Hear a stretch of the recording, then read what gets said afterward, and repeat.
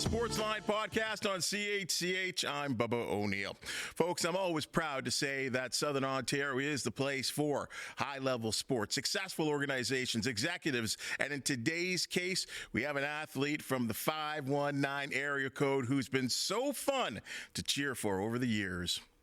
Born in Brampton, but he grew up in Brantford, hitting his father's cut-down 3-wood at the tender age of 3 years old. From his days of attending North Park Collegiate, playing golf was his selected passion. And after playing collegiate ball at the University of Wyoming, David Hearn turned professional. In a career that has covered 25 years, Hearn was one of golf's modern-day breakthrough Canadians, opening doors for fellas like Connors, Hughes, Pendrith, and Taylor. In addition, he's represented the nation at the Olympics. And folks, when it comes to Canada, how about that close call at Glen Abbey in 2015? So pleased to connect with the pride of the Bell City, now residing in South Florida, David Hearn. This is a great honor for myself.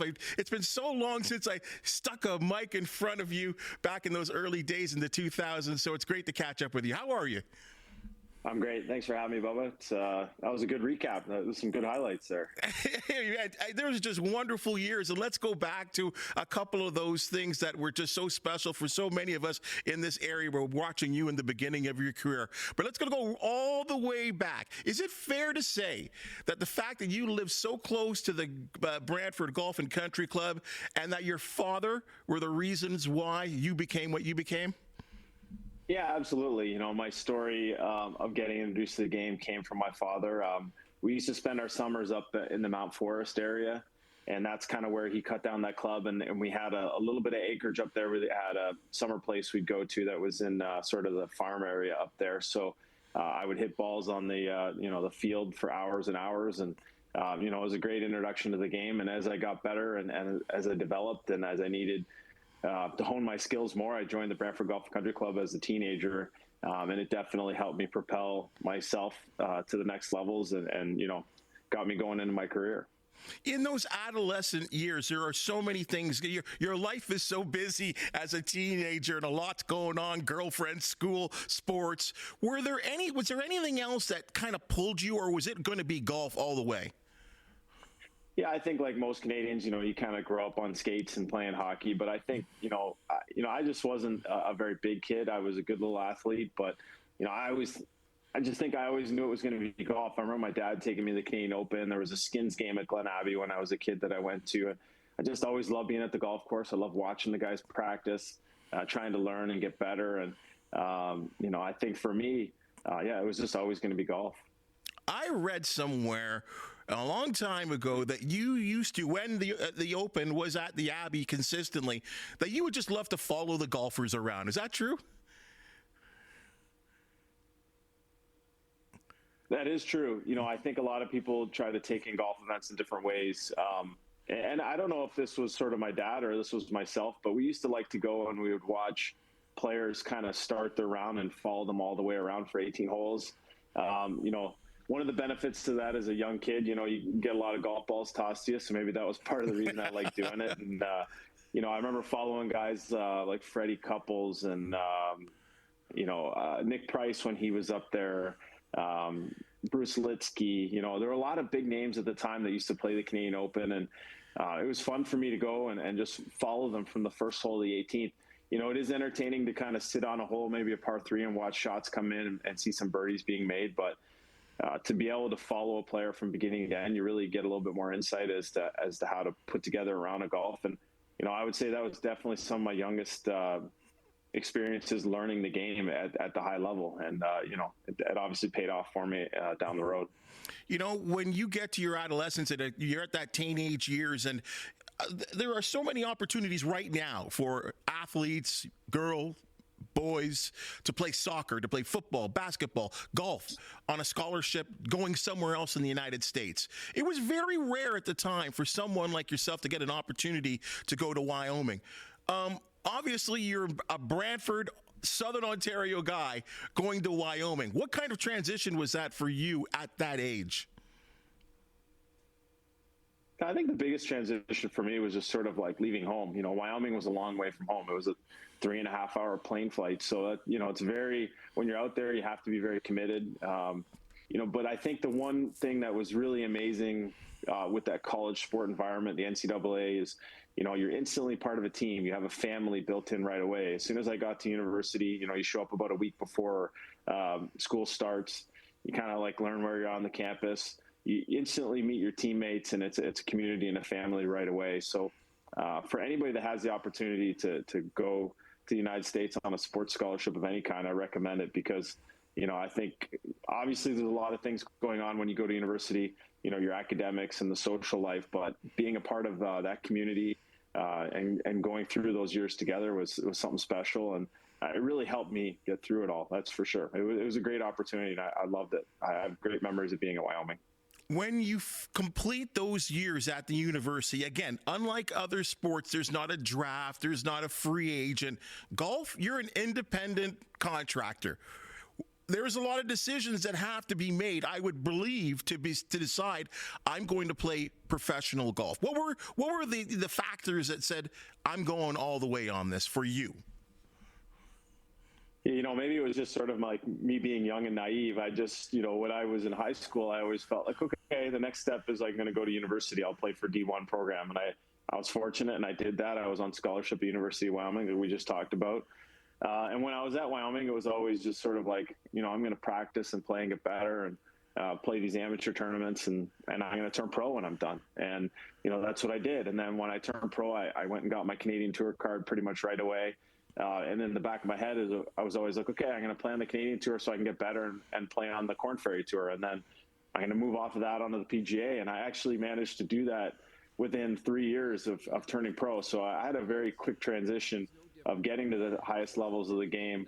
But I think it was just sort of like my mentality that, it was always trying to build on that next step. When you kind of get to that next level, it wasn't like, I'm just happy to be here. I always kept competing and working hard and trying to learn and get better. So, I'm not sure what clicked off in my head at any point in time, but it was just more of, like I say, maybe I was just young and naive. I just was like, okay, I'm going to the next level. I'm going next level. And I just kept doing it. Well, it's amazing that you have that mentality of just, as he's called it, naive in some ways. But golf is such an interesting sport where there's I guess I would call it the success and failure level. It's just bouncing back and forth. And again, not just one game. You've got to be on top for 4 rounds of golf. What kind of mental capabilities did you have to build as a professional now knowing that this is how I'm earning a paycheck? Yeah, and I think that, the best players in the world really try to keep the idea of like money and how much you're earning kind of out of it. And I think if you can just really boil it down to, trying to compete and do the best you can each and every day, the money and everything else kind of takes care of itself. And I guess, I talk about, maybe I was a bit young and naive, but I always had pretty good self-belief in myself. I always thought that, whenever I stepped up to the next level, I always knew that I had the game to compete, and I knew I had what it took to stay out there. So, I did get to the PGA Tour, like I say, fairly quickly. I came off of it and went back on. I think you learn a lot as you kind of go through the journey. It's never a straight line. Even for those guys on the PGA Tour, there's always ups and downs.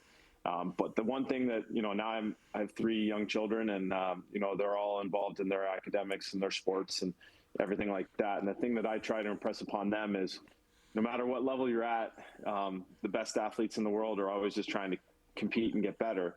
That's a mindset that you have to have, I think in life and in sports. And if you do that, it kind of keeps that money thing out of the back of your head, and that allows you to perform at your best. I think when people only think about money or sort of the result or everything, like, you're not going to get the best out of yourself.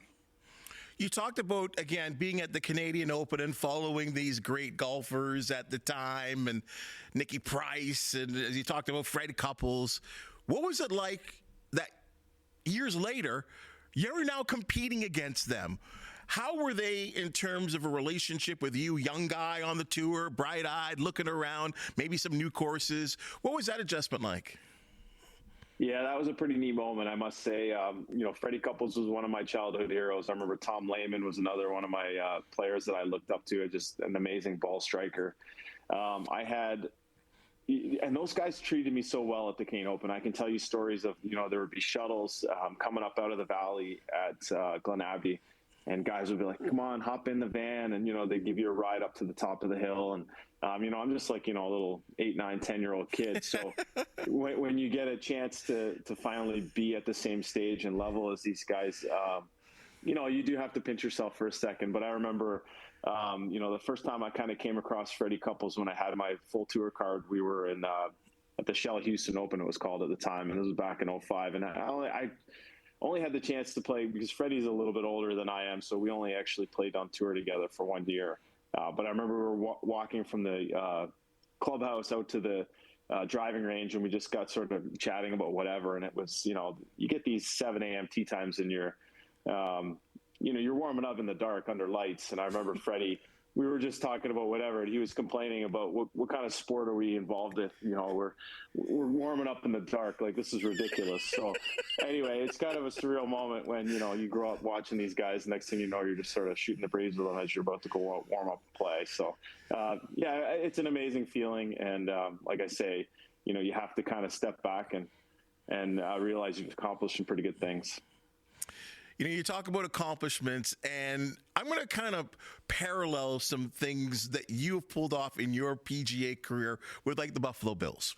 And it's funny because we look at the Buffalo Bills and we say to ourselves, oh, my goodness, they lost 4 Super Bowls.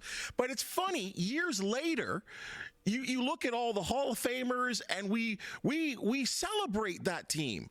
And I'm going to just kind of parallel that with the 2013 John Deere, the 2015 Greenbrier. You were just so close to that first PGA win. Can you kind of take us back to those moments and what was going through your head, knowing that, the opportunity at victory was right there?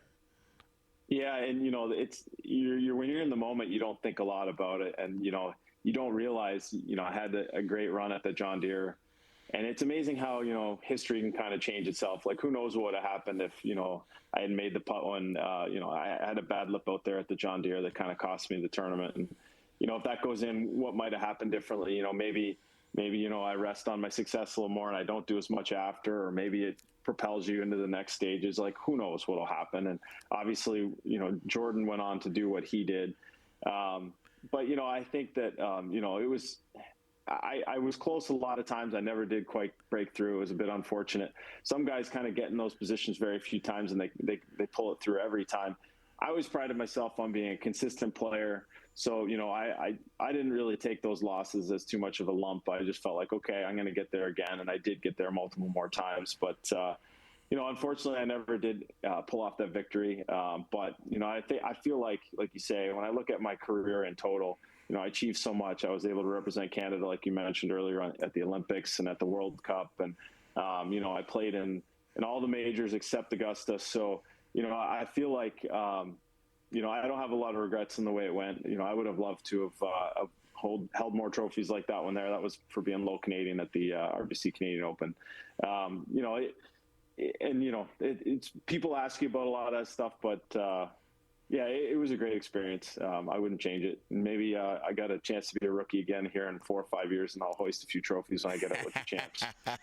And I can't, again, along the same line, 2015 Canadian Open, I was there. And it's different now. We've had some Canadians that are younger Canadians on the PGA Tour right now that are winning. So I almost feel like we're kind of getting used to it. But at the time when you were competing, especially 2015 at the Abbey, at that point it had been 61 years since a Canadian had won the Open, and you were right there through 54. Jason Day was a great golfer at that time. Freddie Couples, not Freddie, Bubba Watson, great golfer at that time. And you were right there. You were right there. And I thought you played good golf on your 4th round. So close. Yeah, and the way that Canadian Open kind of finished up, I definitely. I got off to a great start. I made a couple birdies early in that round. I kind of treaded water through the middle of the round and then had a chance kind of late. But, Jason Day was on a course at that time. He ended up being world number one shortly after he won that Canadian Open.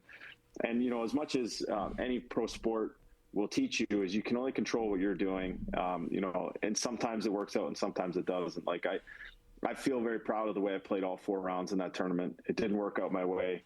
Jason Day just ended up a few shots clear what I was at.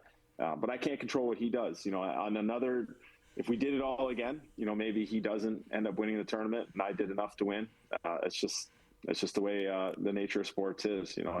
Sometimes, you go back to one of the most famous moments at Glen Abbey when Tiger hit that 6-iron out of the bunker from the right side on 18 to that back right pin. I think those guys were well clear of it was Grant Waite who finished second that year. And I think they were 6 or 8 shots clear of the next guy. And Grant Waite probably gets in the clubhouse at 20 under thinking, I got this thing. And Tiger hits this miracle shot to the back right pin. What can you do? I mean, that's just the nature of sports. Sometimes you give it everything you have and somebody just has a bit more. And sometimes you do and you end up winning. So it was a great event. There was memories there at that tournament that I'll never forget.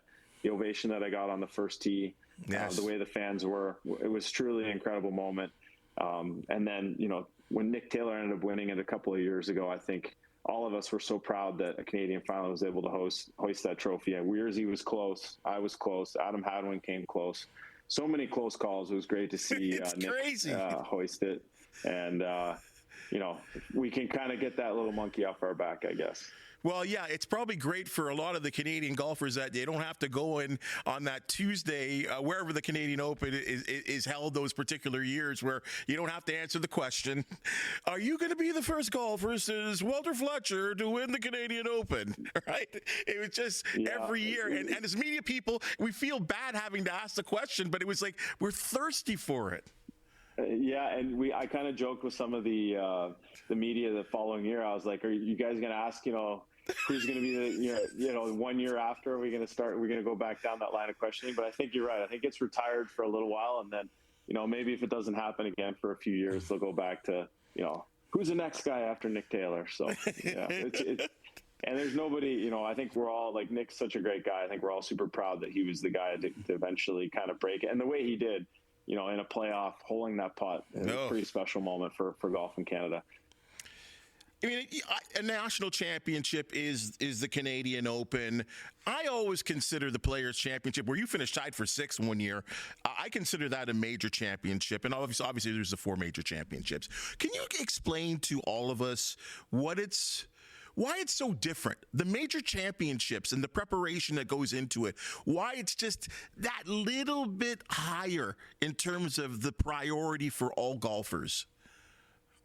Yeah, so all the tournaments that we play on the PGA Tour, they all have the sort of like entry criteria. So you have your sort of like standard open events, like close to where I live here in Florida now, the Cognizant Classic was held, that has their standard entry criteria.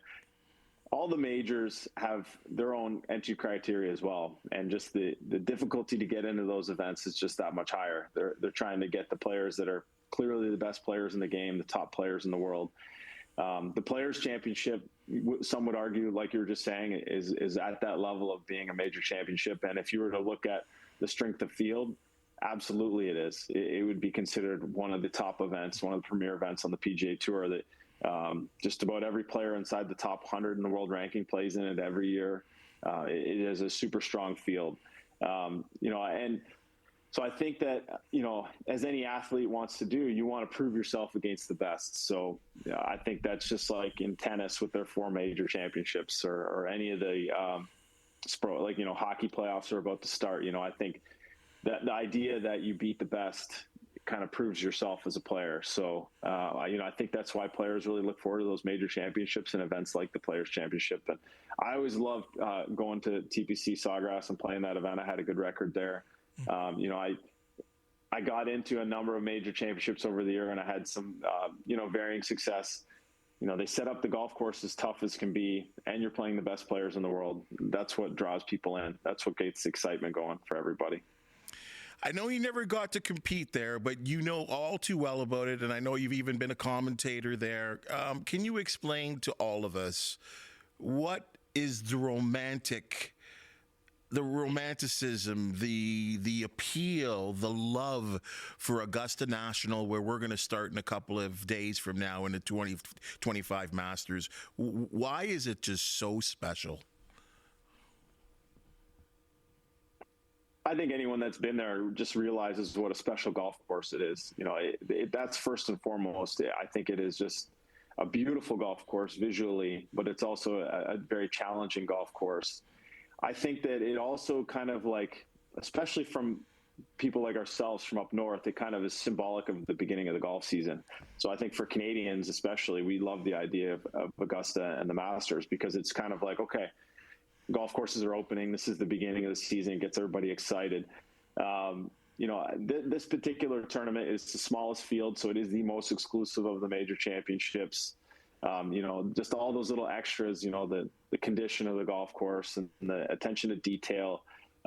It's an incredible place. And I think the one thing that, you know, like the other championships like US Open and the Open Championship, they play some of the best golf courses in the world, but they are constantly moving their championship sites to kind of showcase the various great golf courses around the country. Every year we go back to Augusta National, and I think that resonates with people because you just have a familiarity with the golf course. There's a history built in that is tough to replicate. When you go to the same golf course each and every year, we all know that pin position on 16 is going to be in the back left on Sunday. We've all seen players hit the shots or Tiger hole out or, you know, whatever. So I think we all sort of like, you know, have a feeling like we know that golf course, even if you've never played it. So I think that makes it special too. You know, it's a wonderful way to kick off the major season. I'm excited to watch this week. I know players, you know, the guys that don't get in, we all love watching it. It's an entertaining tournament. And, you know, it truly is an amazing challenge. And, you know, that there's always going to be, you know, there's always upsets possible, but, you know, nobody really, to be at Augusta, it's the best of the best. There's no real upset when you get there. You've earned it when you win the Masters. Hopefully, going into Sunday, maybe even the back nine, a Canadian would be involved. We have 4 in competition. Mike Weir, the 2003 winner. Or we can go up to the board there with the Canadians there. Taylor, Nick. I think Corey's got the game. He's had that experience, I think, of playing on a Sunday, obviously finishing 6th in 2022, but there's also been some other close calls. Is he the guy to look forward to possibly break through as another Canadian to win the Masters? Yeah, interesting you bring up his name right away. He's been in contention, like not necessarily in the last couple groups, but he's been around that top 10 for a number of years at that tournament. There was a stat that I just read, I think maybe a day or two ago, and it's, you know, you see all these betting line things now, and it was basically talking about the last 3 or 4 years, the champion of Augusta has gained, we've got all these amazing stats that they keep now. So the strokes gain metric is something that they use a lot now. So basically they said the last 4 champions have all been leading up to Augusta National, have gained at least 40 strokes in the previous 3 or 4 tournaments leading up to the tournament. It's kind of a convoluted stat, but it just basically is talking about how well players are playing coming into the Augusta National tournament, to the Masters. And there's only maybe 10 or 12 guys on that list this year that have gained 40 strokes in their last few events leading up to the Masters. And the player that was number 2 on the list was Corey Connors. So there's no doubt in my mind that his ball striking, the way his tee to green game is very suited to a golf course like that. The green complexes are so big, and there's so many little areas and pockets, and you just have to be so dialed in with your iron play. Corey has that ability. He's a very good putter of the ball. He's a great driver of the ball. He has all the areas of the game to do it, but his ball striking would definitely carry him through at a golf course like this. And yeah, I would expect him to have another good week this year. I mean, winning, who knows, but I would expect him to be in the mix. On April Fool's, Tiger Woods hit social media, obviously we all know that he blew his Achilles once again. And he said, oh, I've been in the hyperbolic chamber and I've been working out and I'm going to be at the Masters. And I will be honest with you, I knew it was April Fool's Day, but I believed him. And then I would go back to look at online and saw how many people were excited about Tiger Woods. What is he, 47 years old right now? That he was going to be competing at Augusta. Can you please, Dave, you lived through the era. You played against the man. What is it about Tiger Woods that's still, I don't think he'll ever win a major again, but why do we still want to believe? Yeah, I think, he's just one of those sort of figures that kind of transcends all areas of life and sport. I think he's had an amazing career, obviously, on the golf course. You can debate whatever you want about him and Nicklaus. You only have to be the best of your generation, and nobody came close to what he did in our generation. It's incredible the way he played, how dominant he was when he won. And I think people just sort of have built up this figure with him. And there's no doubt that, when he's involved with something, people want to watch. And I think he's just sort of this larger than life figure when it comes to golf. I remember when he was in his prime, it was players had a hard time, even if they weren't playing in his group, if he was making a charge, guys just had that in the back of their head. It was just really hard to put together a good round when he was making that charge, because you knew he was going to do something down the stretch. And there was a record where, I think he went years where on Sunday, nobody beat him in his group. If you played with him, you just had no chance. So he just an incredible figure. And I think, the fact that he's shown some human side to him the last few years, I think people love the comeback story. And it was amazing to see him come back and win again on the PGA Tour after, going through so much a few years back. And, I agree with you. I think this time, finally, with the injuries he sustained in that car accident, and then now the Achilles injury, we're probably never going to see that Tiger that we once saw. And I think that people are just hoping to get a glimpse of what it was like when he was playing at his prime in the 2000s. But yeah, there's just something about him, I guess. He just is that kind of charismatic figure. Like I say, you could ask anybody in the world, about Tiger, and people instantly think of the golfer. It's impressive. Who, as a golfer like yourself that knows so much about the sport, and we talk about Tiger, but who is it that you like to watch? Oh, tough question. Very tough question. Well, I could say right now I like watching my kids. They're not on tour as much now as I once was. So yeah.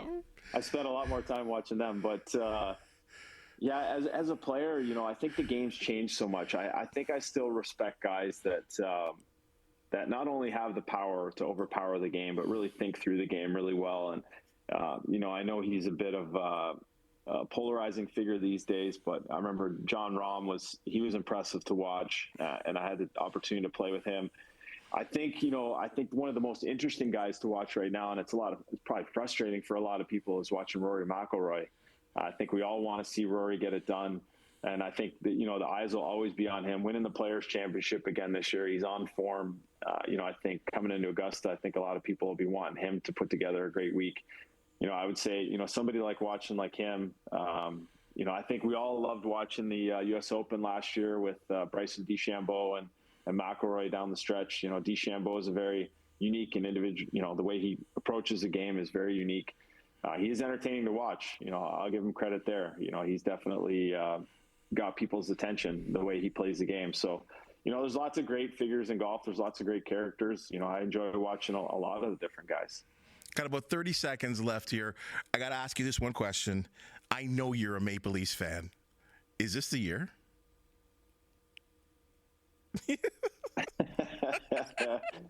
Oh, you were talking about Buffalo the other day. And my whole life, it's being a Leafs fan. I feel like a Bills fan. So yes, okay, let's go for it. We have the goaltending this year. I think they're going to make a run. Do they win? I don't know, but they better make a run this year.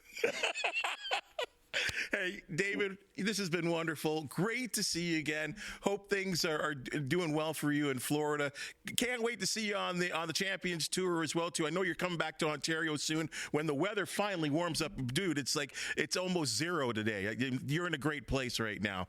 But for what you've done for junior golf, for what you've done to influence Canadians as golfers and as an athlete from this area, we're really proud of you and really I appreciate what you've put together. And boy, whether you won or lost at the Canadian Open, you provided so many memories for us. So thank you so much for all you did and all you've done. And we certainly look forward to seeing you competing again too when you get back to the Open.